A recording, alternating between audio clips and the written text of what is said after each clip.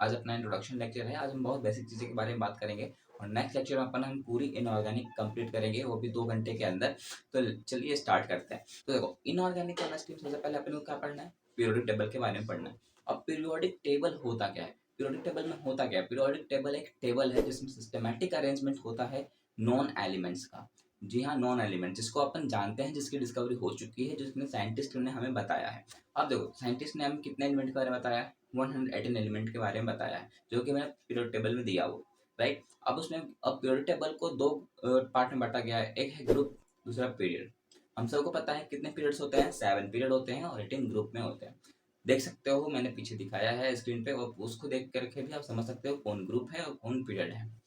उसके बाद अगर हम बात करें तो इसमें आपको 11th और 12th में क्या क्या पढ़ना है वो बात करते हैं। सबसे पहले आपको इसमें पढ़ना है पीरियोडिसिटी के बारे में। और पीरियोडिसिटी क्या है ना, पीरियोडिसिटी कहने का मतलब है जब भी हम पीरियड से लेफ्ट टू राइट अगर मूव करते हैं तो उसके जो वैलेंसी में, या फिर ये कहो तो जो वैलेंस इलेक्ट्रॉन जो चेंजेस आती है, उसी को कहते हैं पीरियोडिसिटी। अब इतना हम सबको पता है कि ये जो एलिमेंट है इसको अपन एटम कहते हैं, राइट। इसके सेंटर पे क्या प्रेजेंट होता है? न्यूक्लियस होता है। और ये न्यूक्लियस के अंदर भी क्या प्रेजेंट होते हैं? प्रोटॉन प्रेजेंट होते हैं और न्यूट्रॉन प्रेजेंट होते हैं, राइट। और उसके बाहर क्या होते हैं? सेल्स घूमते रहते हैं, सेल्स रोटेट करते रहते हैं, या तो कहो ऑर्बिट्स होते हैं। और ये ऑर्बिट्स कितने होते हैं? 4 होते हैं। हम सब में ये भी पता है, हमने 9th में पढ़ा भी होगा क्या होता है? KLMN, right. और इसका हमने फॉर्मूला भी पढ़ा है 2n², जिससे हमें पता चल जाता है कि फर्स्ट ऑर्बिट से में कितने इलेक्ट्रॉन प्रेजेंट होंगे, सेकंड ऑर्बिट में कितने, थर्ड में कितने और फोर्थ में कितने।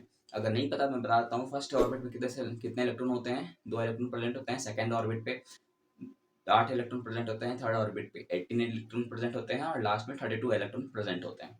ये तो था 10th लेवल की बात। अब हम पढ़ने के साथ 11 12 की बात है, तो हमें यहाँ सीखने को मिलेगा कि सिर्फ सेल नहीं होते हैं, इसके अंदर भी सब सेल प्रेजेंट होते हैं। अब सब सेल कौन कौन से होते हैं? वो है S सब सेल, P सब सेल, D सब सेल और F सब सेल। अब बोलोगे सर ये तो ब्लॉक्स के भी नाम है, तो हाँ, ब्लॉक्स के भी नाम है और सब सेल के भी नाम है। यही आपको थोड़ा कंफ्यूजन दिलाता है इस चैप्टर में। तो एक काम करते हैं, अपन धीरे धीरे पढ़ेंगे इसके बारे में ना। सबसे पहले पढ़ते हैं सबसेल के बारे में।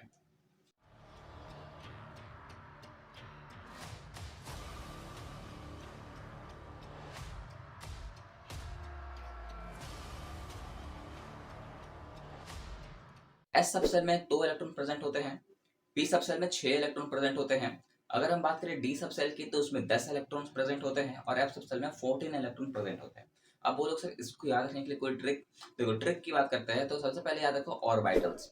एक ऑर्बिटल्स में 2 इलेक्ट्रॉन प्रेजेंट होते हैं। एक ऑर्बिटल में 2 इलेक्ट्रॉन रह सकते हैं, राइट। 2 ऑर्बिटल में 4 इलेक्ट्रॉन रहेंगे। ये आपको याद रहना चाहिए। अब देखो, लिंकेज करो। ये एस सबसेल था, पी सबसेल था, डी सबसेल था और एफ सबसेल था।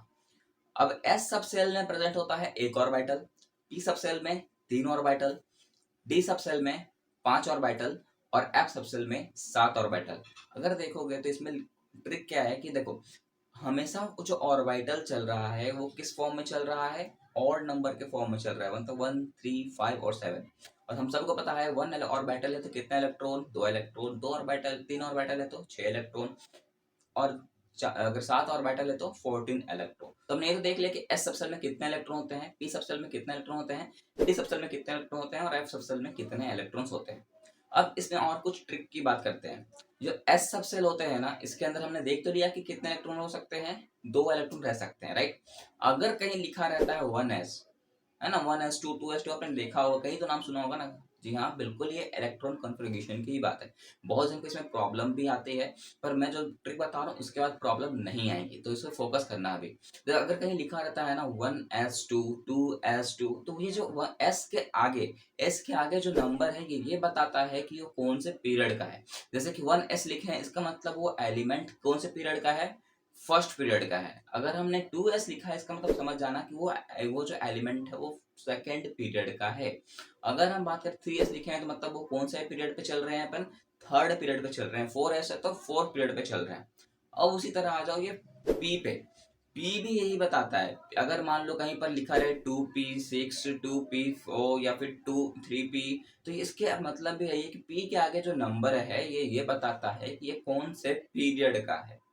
जैसे 3p लिख दो, इसका मतलब समझ आना कि 3 क्या है? ये बता रहा है कौन से पीरियड पे अपन चल रहे हैं, कौन से पीरियड का एलिमेंट है, राइट। अगर 4p लिखा है तो इसका मतलब भी क्या है? ये फोर्थ पीरियड का एलिमेंट है। राइट, यहाँ तक क्लियर हो गया। लेकिन डी और एफ में ऐसा नहीं होता। एस और पी में तो सेम चल रहा है कि हाँ सर, अगर अगर एस के आगे या फिर पी के आगे कोई नंबर रहता है तो वो बताता है कि उसका पीरियड नंबर है। लेकिन डी और एफ के साथ ऐसा नहीं होता है। डी वाले के साथ क्या कंफ्यूजन है, अगर मान लो कि डी वाला, डी के आगे मतलब कि लिखा है ना कहीं 3D, तो इसका मतलब ये नहीं कि वो थर्ड पीरियड पे चल रहा है, इसका मतलब है कि अपन फोर्थ पीरियड पे चल रहे हैं। अब देखो, इसको एक लॉजिक की तरह समझते हैं, एक कहानी से समझते हैं। एक लड़का है राम नाम का, है ना, वो क्या किया, वो 5 रुपए का कुरकुरे ले आया। ठीक है, 5 रुपए का क्या ले आया, कुरकुरे ले आया। श्याम बोलता है कि तुम जितने में कुरकुरे लिए हो ना, उतने उससे 1 रुपए कम में ही मैं ले लूंगा। राइट, वो क्या कह रहा है कि अगर तुम 5 रुपए में कुरकुरे लिए हो तो मैं 4 रुपए में ही कुरकुरे ले लूंगा, मतलब 1 रुपया मैं कम दूंगा। अब उसी को ले आओ अपने केमिस्ट्री वाले लाइफ में। एस वाला क्या कहता है, एस और पी मतलब कुछ भी सामान खरीदते हैं तो मतलब वो जितने में परचेज करेंगे उससे 1 रुपया कम में ही वो परचेज कर लेता है डी वाला। राइट, जैसे कि अपन लिखते हैं एस, मान लो थर्ड पीरियड के लिए लिखना है या सॉरी फोर्थ पीरियड के लिए लिखना है, तो हम क्या लिखेंगे, 4S 4P। राइट, लेकिन डी वाले के लिए नहीं लिखेंगे। डी वाले क्या करेगा, वो देखेगा कि तुम 4 रुपए ले रहे हो, मतलब 4S लिख रहे हो, तो मैं 3 लिखूंगा, तो वो क्या लिखेगा, 3D लिखेगा। राइट, अब आ जाओ एफ वाले पे। एफ वाला जो है ना, वो डी वाले से भी आगे रहता है, मतलब वो बोलता है डी वाले को कि अगर तुम इससे 1 रुपए कम लेते हो तो मैं तुमसे भी 1 रुपए कम में खरीदूंगा। मतलब मान लो राम जो है वो राम जो है वो 5 रुपए में खरीद रहा था, श्याम जो है वो 4 रुपए में खरीद रहा था, तो एक और आ गया एफ ब्लॉक वाला, वो बोलता है मैं 3 रुपए में ही खरीद के ले जाऊंगा। अब देखो ऐसा कैसे होता है, अगर मान लो हमें लिखना है 6 पीरियड, तो हम क्या लिखेंगे, 6S 6P, है ना। और डी वाले के लिए क्या लिखेंगे, डी वाले के लिए लिखेंगे 5D। लेकिन अगर हमें एफ वाले के लिए लिखना है तो हम क्या लिखेंगे, 4F। क्या लिखेंगे, 4F। मतलब कि क्या, डी वाले से भी एक कम लिख रहे हैं। तो अगर हम डी वाले से कंपेयर करते हैं तो एक कम जाता है, एस और पी वाले से कंपेयर करते हैं तो 2 कम हो रहा है। राइट, जैसे कि 6S 6P है, अगर हमें लिखना है 6 पीरियड के लिए एफ ब्लॉक के लिए तो क्या लिखेंगे, 4F लिखेंगे। कंफ्यूज मत होना, बहुत ही इसी तरह से मैं समझा रहा हूँ, इसमें कोई कंफ्यूजन नहीं होनी चाहिए आपको, है ना। इसके लिए भी फॉर्मूला होता है, वो फॉर्मूला है एस और पी के लिए जो है, जो भी पीरियड रहता है वो सेम रहता है, लेकिन डी वाले के लिए कहना है n-1 हो जाता है, और एफ वाले के लिए n-2 होता है। n क्या है, नंबर ऑफ पीरियड। राइट, यहाँ तक कोई कंफ्यूजन नहीं होनी चाहिए। तो अगर आपको ये क्लियर हो गया होगा कि अगर हम 6 पीरियड के लिए अगर लिखे तो कैसे लिखेंगे, जैसे कि 6S 6P 5D और 4F। अगर ये आपको क्लियर हो गया अच्छे से तो आपको आगे कोई भी प्रॉब्लम नहीं आएगी इलेक्ट्रॉनिक कॉन्फ़िगरेशन में, है ना। अगर आप बात करें तो इसका भी अरेंजमेंट सीख लेते हैं। अपन लिखते हैं पहले एस को, फिर लिखेंगे एफ को, फिर लिखेंगे डी को, उसके बाद लिखेंगे पी को। अगर आपको इसमें भी ट्रिक समझना है तो ये याद रखना कि आप जिस तरह पहले लिख लो, फिर एस के लिए लिख लो, फिर बी के लिए लिख लो, फिर डी के लिए, फिर एफ के लिए, ताकि आपको दिक्कत ना हो। उसके बाद क्या करो ना, आप एक सीरियल में बना दो। सबसे पहले एस को लिख लो, उसके बाद देखो, जैसे कि 6S लिख दिया हमने, उसके बाद देखो उससे छोटा कौन है, 5 है, और उससे छोटा कौन है, 4 है। तो पहले 4 को लिखो, फिर 5 को लिखो, उसके बाद लास्ट में फिर पी आ जाएगा। इस तरह से आप सीक्वेंस बना के लिख सकते हो। चलो अब थोड़ा सा डिफिकल्टी बढ़ाते हैं और अब आते हैं डिस्क्रिप्शन ऑफ पीरियड पे।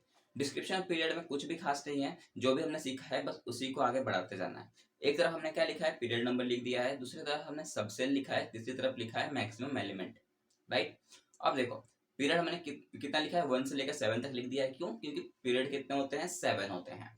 अब देखो उसके सबसेल जहाँ लिखा है, सबसे पहले हमने क्या लिखा है, 1S लिखा है। अब 1S का मतलब क्या होता है, 1S का मतलब है कि अपन किस पीरियड में चल रहे हैं, फर्स्ट पीरियड पे चल रहे हैं, क्योंकि हमने वहां 1S लिखा है। राइट, अब एस सबसेल में कितने इलेक्ट्रॉन होते हैं, 2, तो हमने 2 लिख दिया है इधर।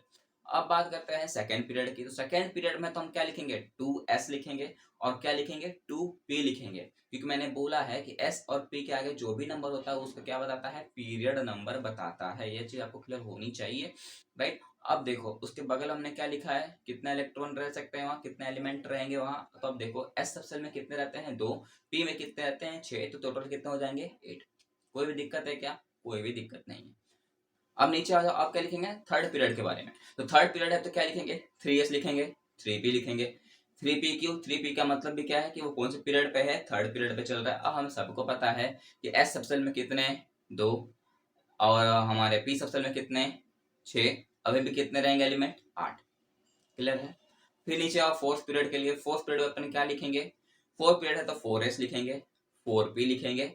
लेकिन यहाँ मजे की बात यह है कि यहाँ पर एंटर करता है अपना डी सबसेल। यहाँ पर किसकी एंट्री होती है, डी सबसेल की एंट्री होती है। तो ये आपको याद रखना है कि डी सबसेल इंटर कौन से पीरियड पे करता है, तो फोर्थ पीरियड पे करता है। अब इसको लिखेंगे कैसे, 4d तो लिख नहीं सकते, क्यों, क्योंकि हमें पता है कि अगर s हमने अगर 4 लिखा है तो वो इससे एक कम में लिखना पड़ेगा। अगर हम 4s लिखा है तो इसको क्या लिखेंगे, 3d लिखेंगे। अब इसका अरेंजमेंट बस कर दो, पहले s रखो, इधर साइड p लिख दो और बीच में क्या रख दो, d को रख दो, क्योंकि वो छोटा है, छोटा नंबर है, राइट। अब आ जाओ फिफ्थ पीरियड पे। फिफ्थ पीरियड में भी क्या होगा, फिफ्थ पीरियड में भी उसी तरह करना है, 5s लिखेंगे, फिर लिखेंगे क्या, 4d लिखेंगे, उसके बाद 5p लिखेंगे और इधर एलिमेंट जितने होंगे वो कैलकुलेट करके आप लिख दो। उसके बाद फिर उसी तरह 6 पे भी इसी तरह। अब 6 में मजे की बात यह है कि 6 पीरियड पे इंटर कौन करेगा, अपना f सबसेल इंटर करता है, राइट। अब एस सबसेल, अगर एफ सबसेल इंटर करेगा तो उस सिंपल सी बात है, उसके लिए क्या लिखेंगे, 4f लिखेंगे। क्यों, क्योंकि हम सबको पता है अगर 6 पीरियड के लिए लिखते हैं तो 6s लिखेंगे, और 6s लिखेंगे तो पक्का है कि 5d लिखेंगे, और 5d लिखेंगे तो 4f ही होगा। क्यों, क्योंकि वो एक माइनस करके ही लिखते हैं, ये आपने क्लियर किया हुआ है, राइट। अब सीक्वेंस क्या हो जाएगा, पहले s फिर d फिर सॉरी पहले s फिर f फिर d फिर p, राइट। और टोटल एलिमेंट कितने हो जाएंगे, 32, लास्ट में 32। तो ये जो नंबर दिख रहा है ना आपको 2, 8, 8, 18, 18, 32, 32, ये एक मैजिक नंबर है, ये एक मैजिक नंबर है, और ये एक नोबल गैस के एलिमेंट का नंबर है। अब बोलोगे सर इसको याद रख के क्या फायदा होगा, इसको याद रखोगे तो आपको नॉनिक कॉन्फ़िगरेशन में कोई भी दिक्कत नहीं आएगी।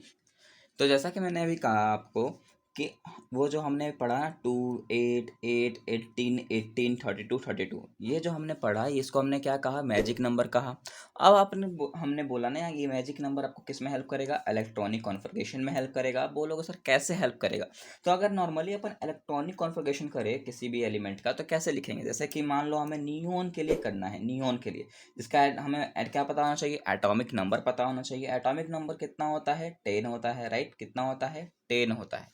अब अगर हम इसका इलेक्ट्रॉनिक कॉन्फ़िगरेशन करें तो कैसे लिखेंगे, 1s2 है ना। देखो 1s2 आपको ये तो पता होगा कि 1 का मतलब क्या है, यहाँ 1 फर्स्ट पीरियड पे चल रहे हैं।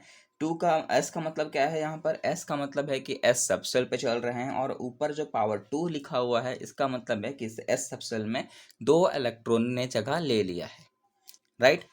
तो अब इसका इलेक्ट्रॉनिक कॉन्फ़िगरेशन करते हैं, क्या लिखेंगे, 1s2 लिखेंगे, फिर 2s2 लिखेंगे, फिर 2p6 लिखेंगे। तो ये हो जाएगा अपना नियोन का इलेक्ट्रॉनिक कॉन्फ़िगरेशन, जिसमें कि आप देख सकते हो कि बहुत ही छोटा था, कोई दिक्कत नहीं हुआ। लेकिन अगर मैं बोलूँ आपको क्लोरीन का कॉन्फ़िगरेशन करो, अब इसका एटॉमिक नंबर होता है 17, तो आप बोलोगे 1s2, 2s2, 2p6, फिर स्टार्ट कर दोगे 3s2, तो ये कुछ ज़्यादा लंबा चला जाएगा, है ना, बहुत लंबा चलता जाएगा। तो इसको ईजी वे करने के लिए अपन इस मैजिक नंबर का यूज़ करेंगे।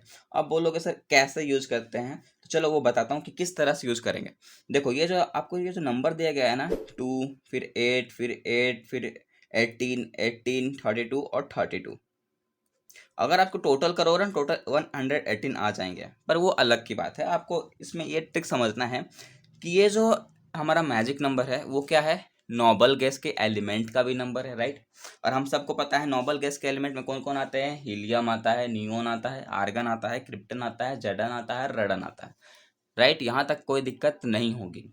देखो अगर आपको कोई भी एलिमेंट का इलेक्ट्रॉनिक कॉन्फ़िगरेशन करना है इस इजी वे के मेथड से, इस मैजिक नंबर के मेथड से, तो आपको क्या पता होना चाहिए, सबसे पहले उस एलिमेंट का एटॉमिक नंबर पता होना चाहिए।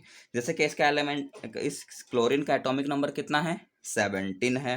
अब इस क्लोरीन से पहले वाले में देखो कि इस क्लोरीन से पहले नोबल गैस का एलिमेंट कौन सा आता है, तो देखो क्लोरीन से पहले अगर आप चेक करोगे तो देखना कि क्लोरीन से पहले नोबल गैस के एलिमेंट में नियोन आता है। कौन आता है, नियोन आता है।